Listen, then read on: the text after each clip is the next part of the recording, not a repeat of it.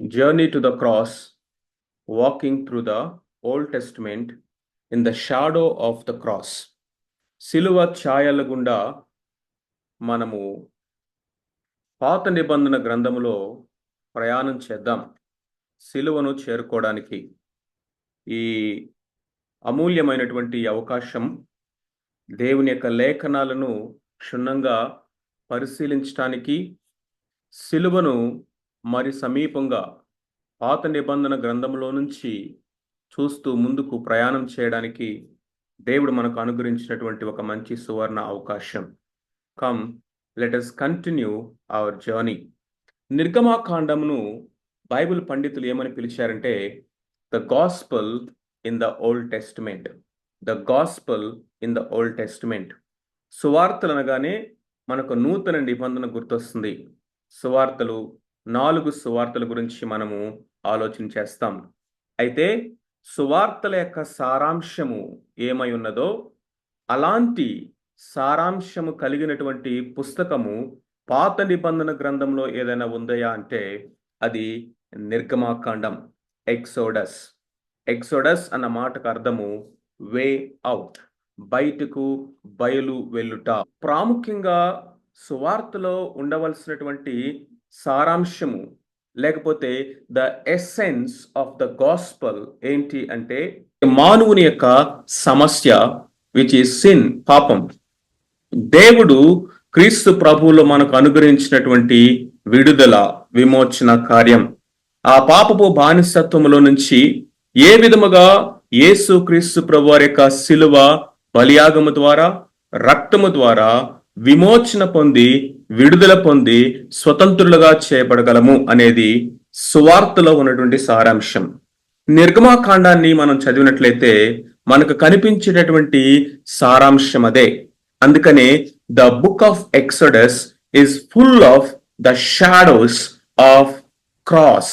సిలువను గురించినటువంటి ఛాయలు మనము నిర్గమాకాండములో చూస్తాం. మొట్టమొదటిగా మోషే యొక్క లైఫ్ ని మనం చూసినట్లయితే as a person Moses. Moses is a type of Jesus Christ in the Old testament.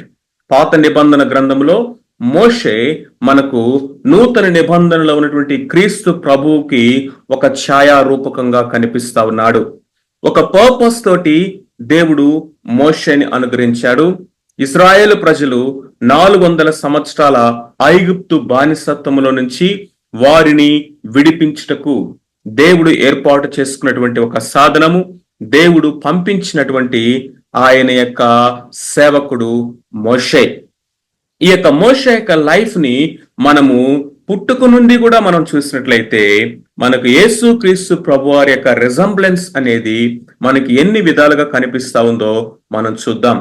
Shadow అనేది మోసెస్ అయితే reality Jesus Christ in the redemptive work. మొట్టమొదటిగా మోసెస్ వర్సెస్ జీసస్ క్రైస్ట్ మనము చూసినట్లయితే మోషే యొక్క పుట్టుకని ఒకసారి మనం ఆలోచన చేసినట్లయితే మోసెస్ చాలా ఒక క్లిష్టమైనటువంటి, కష్టమైనటువంటి పరిస్థితిలో జన్మించాడు. మగబిడ్డ పుట్టితే అతన్ని చంపమని, నైలు నదిలో ఉన్నటువంటి మొసళ్లకు ఆహారంగా పడేయమని ఫరో అక్కడ ఆజ్ఞయించాడు. At his birth there was the death of many infant male babies. Likewise, same thing happened at the birth of Jesus Christ. యేసు క్రీస్తు ప్రభువారు పుట్టినప్పుడు హేరోదు ఆజ్ఞ ఇచ్చాడు, ఇదిగో మగబిడ్డలందరినీ కూడా సంహరించమని.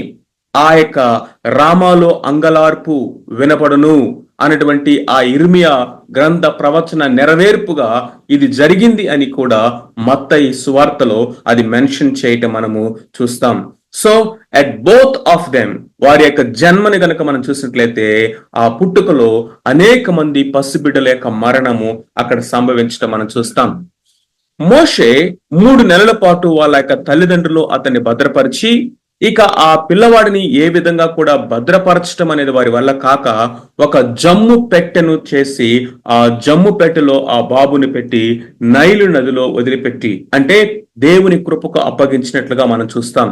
ఇన్ ద సేమ్ వే యేసు క్రీస్తు ప్రభువారు జన్మించినప్పుడు ఆయనని ఎక్కడ పడుకోబెట్టాలో స్థలం లేక, ఎందుకంటే ఆయన భవనంలో జన్మించలేదు, కనీసం హాస్పిటల్లో కూడా జన్మించలేదు, సత్రంలో కూడా ఆయనకు చోటు లేదు. కాబట్టి పశువుల తొట్టిలో ఆ యొక్క తల్లిదండ్రులు అతనిని పండుకొని పెట్టినట్లుగా మనము చూస్తాం.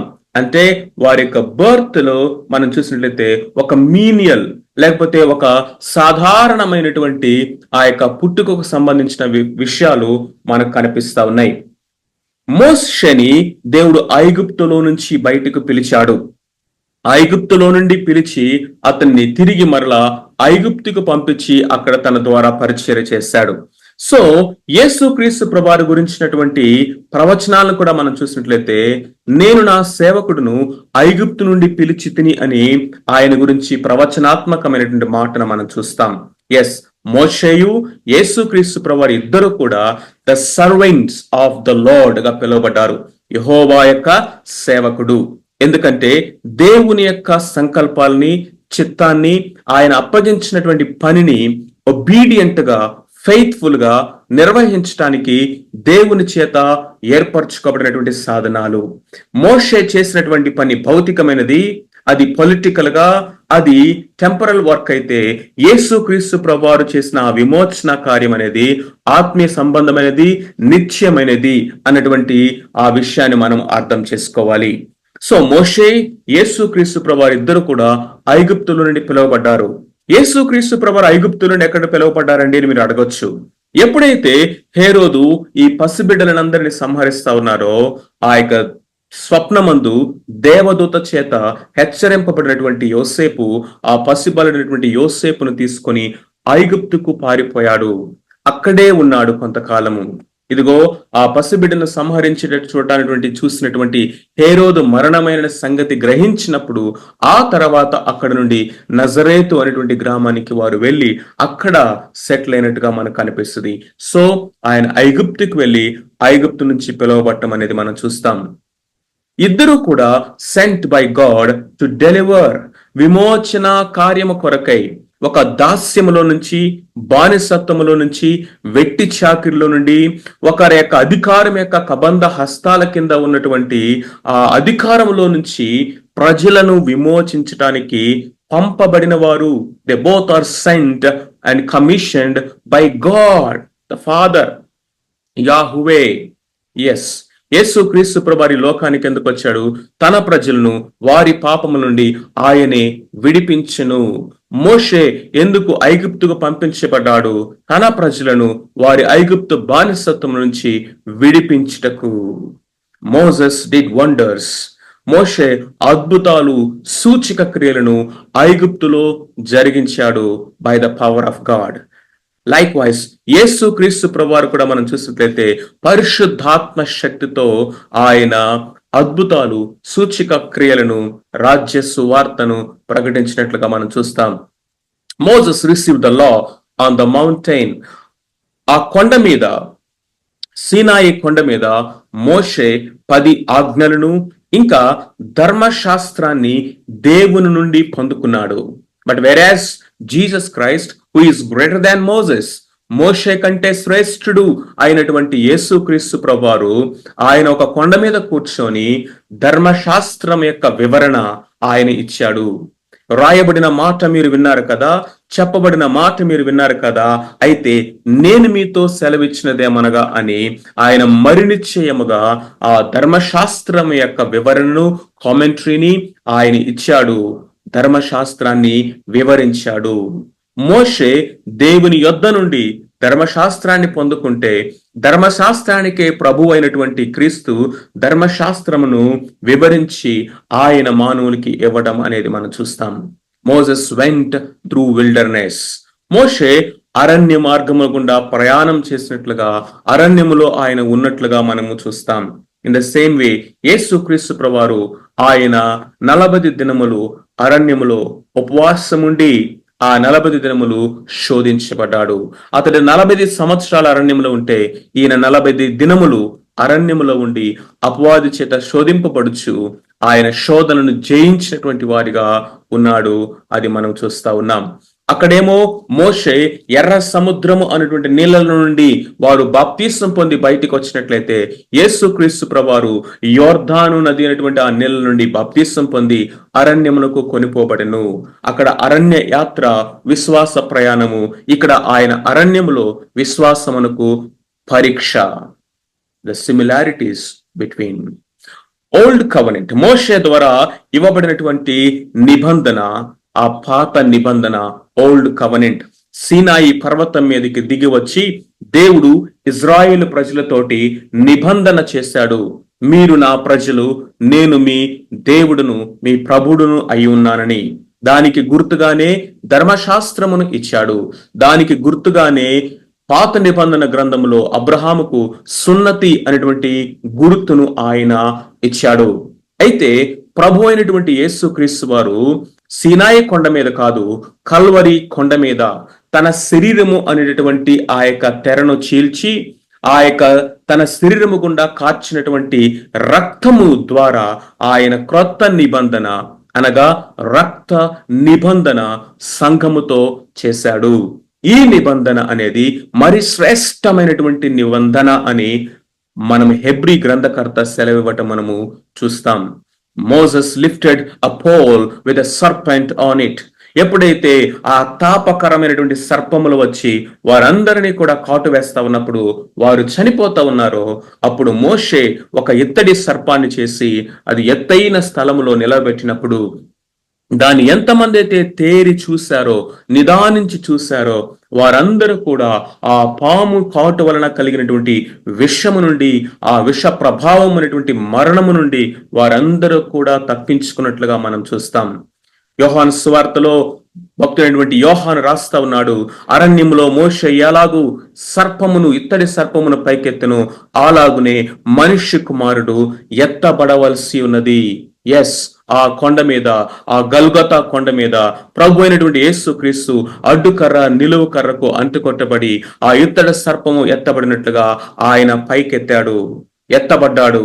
అందుకనే దేవుని వాక్యం అంటుంది, భూ దిగంత నివాసులారా నా వైపు చూసి రక్షణ పొందుడి, నేనే దేవుడును, వేరొక దేవుడు లేడు. ఆ శిలువ మీద దొంగ నిదానించి ఆయన చూశాడు. చూసి ఒక గట్టి కేక వేశాడు, ఒక గావు కేక వేశాడు. ఏంటో తెలుసా? ప్రభు అయినటువంటి యేసు, నీ రాజ్యముతో వచ్చినప్పుడు నన్ను జ్ఞాపకము చేసుకొనము.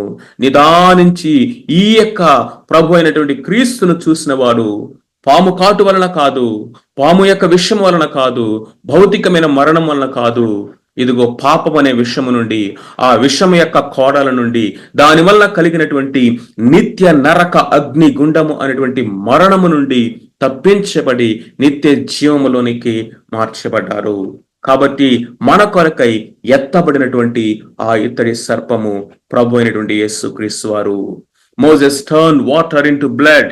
మోషే ఆ నైలు నదిలో ఉన్నటువంటి నీళ్లను, ఆ కర్రను దాని వైపు చూపినప్పుడు అది రక్తముగా మారింది.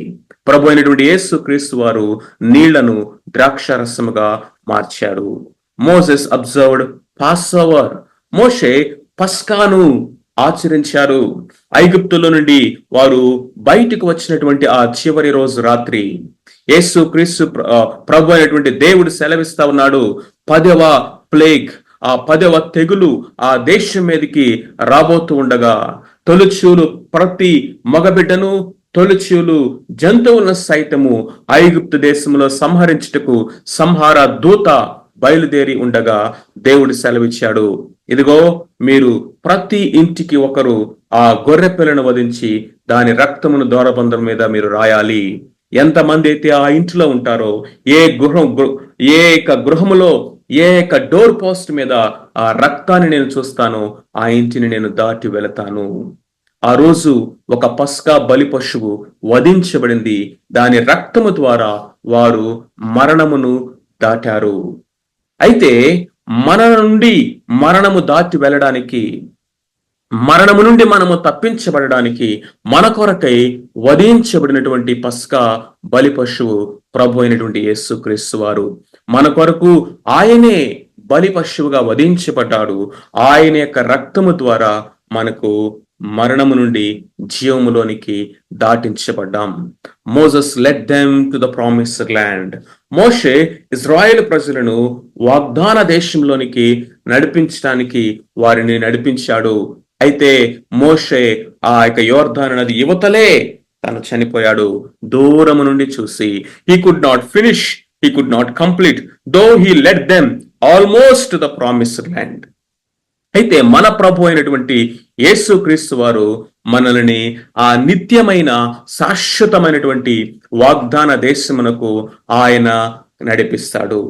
తొట్టిల్లకుండా మిమ్మల్ని కాపాడుటకు, తన మహిమ ఎదుట ఆనందముగా నిర్దోషముగా మిమ్మల్ని నిలబెట్టుటకు శక్తి గల పరిశుద్ధ రక్షకుడు అని ఈ దేవుని గురించి యోధా రాస్తా ఉన్నాడు. ఆయన ఖచ్చితంగా మనల్ని రేపొద్దున ఆ మహిమలో నిలవబెట్టుటకు శక్తి గల దేవుడు. Is able to lead us into the promised land. మోషేని గనక మనం ఇక్కడ చూస్తా ఉన్నట్లయితే ప్రభు అయినటువంటి యేసుక్రీస్తు వారికి ఒక ఛాయారూపకముగాను, ఒక గుర్తుగా పాత నిబంధన గ్రంథములో మోషే యొక్క జీవితము మనకు కనిపిస్తా ఉంది. Moses was the deliverer in the Old Testament, but he was a deliverer of the people of Israelites only from the bondage of Pharaoh, the bondage of Egypt. ఐగుప్తు బానిసత్వము నుంచి ఫరో యొక్క చేతిలో నుండి విడిపించడానికి దేవుడు వాడుకున్న సాధనముగా మోషే అక్కడ కనిపిస్తా ఉంటే, మన పరమ మోషే, మన సంఘాని కొరకై దేవుడు ఏర్పాటు చేసినటువంటి మోషే కంటే శ్రేష్ఠుడు కుమారుడైనటువంటి క్రీస్తు ప్రభువు మనని పాపము అనే బానిసత్వము నుంచి, అపవాది యొక్క అధికారము నుంచి, ప్రభుత్వము నుంచి, పాపము యొక్క బంధకాల నుంచి ఆయన మనల్ని విడిపించుటకు పరలోకము నుంచి పంపబడ్డాడు. దేవుని చేత పంపబడ్డాడు. ఆయన తన పనిని పరిపూర్ణముగా ముగించాడు. మోషే గురించి దేవుడు చెప్పిన సాక్ష్యం ఏంటో తెలుసా? నా ఇల్లంతట్లో నమ్మకమైనటువంటి వాడు. హెబ్రీ గ్రంథకర్త అంటాడు కదా, ఇల్లంతట్లో నమ్మకమైన వాడే. అయితే మోషే సేవకుడు, అయితే ప్రభు అయినటువంటి యేసుక్రీస్తు కుమారుడు గనుక ఇల్లంతటికి వారసుడు. ఆయన నమ్మకంగా ఆ ఇల్లంతటికి వారసుడుగా నమ్మకమైన వాడుగా ఉన్నాడు. మోషే ద మీకెస్ట్ ఆఫ్ ఆల్, అందరికంటే సాత్వికుడు అని ఆయన గురించి దేవుడు సాక్ష్యం ఇచ్చాడు. అయితే ప్రభు అయిన యేసుక్రీస్తు వారు అంటున్నారు, నేను సాత్వికుడును, దీన మనస్సు గలవాడును గనక మీ మీద నా కాడి ఎత్తుకొని నా యొద్ద నేర్చుకోండి. ఆయన మరణము పొందినంతగా, అనగా శిలువ మరణము పొందినంతగా తను తాను తగ్గించుకునెను. కనుక అన్ని నామముల కంటే హెచ్చైనటువంటి నామము తండ్రి అయిన దేవుడు ఆయనకు అనుగ్రహించెను. The first shadow of Christ and the cross in the book of Exodus is the Moses himself, a person Moses.